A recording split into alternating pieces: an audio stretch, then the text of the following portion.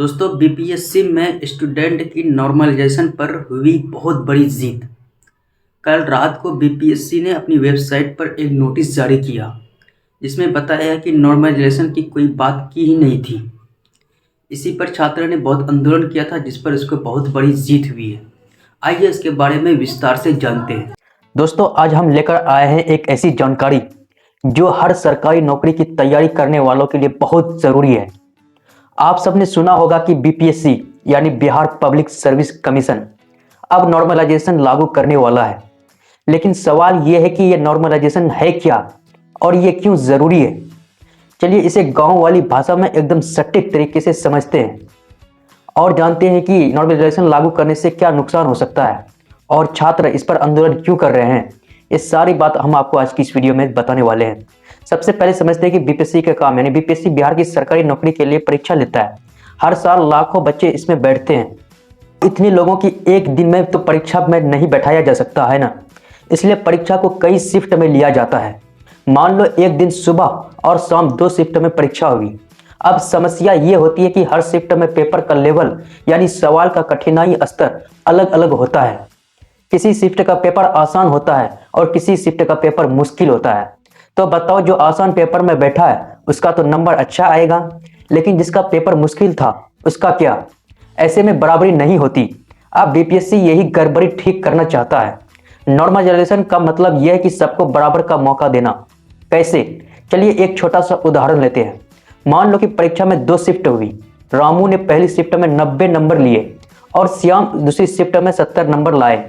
अब नॉर्मलाइजेशन के फॉर्मूला से अगर पहली शिफ्ट का पेपर आसान था तो रामू के नंबर कम होकर 85 हो सकते हैं, और अगर दूसरी शिफ्ट का पेपर मुश्किल था तो श्याम का नंबर बढ़कर 80 हो सकता है। देखो भैया, नॉर्मलाइजेशन का मकसद तो साफ है, सबको बराबरी का मौका देना। लेकिन इसमें एक दिक्कत यह है कि यह फॉर्मूला कंप्यूटर से लगाया जाता है। अब स्टूडेंट को यह डर है कि कहीं इसमें कोई गड़बड़ी ना हो जाए। मान लो किसी ने बहुत मेहनत की और उसका पेपर भी अच्छा हुआ, लेकिन नॉर्मलाइजेशन के चक्कर में उसके नंबर कम हो गए, यानी मेहनत का सही फल ना मिलने का डर है। और सच कहे तो यह डर गलत भी नहीं है, क्योंकि कभी कभी फॉर्मूला में गड़बड़ी की शिकायतें आई है। अब दूसरा मुद्दा समझे, नॉर्मलाइजेशन का फॉर्मूला बहुत तकनीकी है जिसे हर कोई नहीं समझ पाता। स्टूडेंट को लगता है कि यह उनके नंबर काटने का एक तरीका हो सकता है। मान लो आपने 100 में से 90 नंबर लिए, लेकिन नॉर्मलाइजेशन के बाद आपके नंबर 85 हो गए। अब यह तो एकदम निराश करने वाली बात है ना।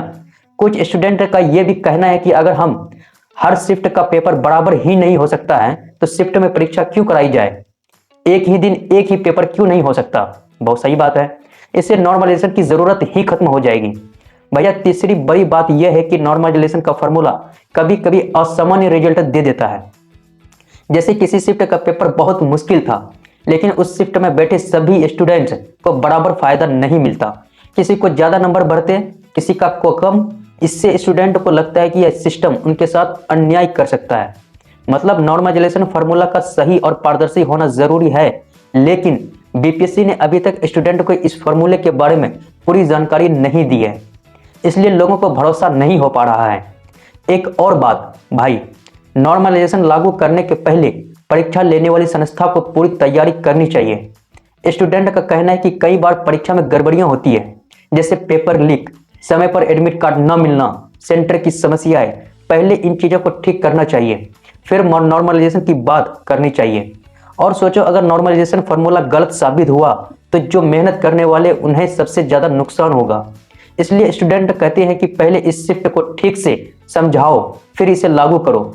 तो भैया स्टूडेंट का विरोध कुछ हद तक सही है। उनका कहना है कि नॉर्मलाइजेशन से पारदर्शिता तो होनी चाहिए, लेकिन इसके लिए पहले बीपीएससी को अपना सिस्टम मजबूत करना होगा। और हाँ, हर स्टूडेंट को इस फार्मूले की पूरी जानकारी होनी चाहिए ताकि कोई भी भ्रम न रहे। जब तक ये भरोसा नहीं बनेगा कि तब तक विरोध होना लाजमी है। बस नॉर्मलाइजेशन का मतलब यही है कि मेहनत का सही हिसाब लगाया जाए। जो मुश्किल काम करेगा उसे ज़्यादा नंबर मिलेगा और जो आसान काम करेगा उसका हिसाब से थोड़ा कम दिया जाएगा।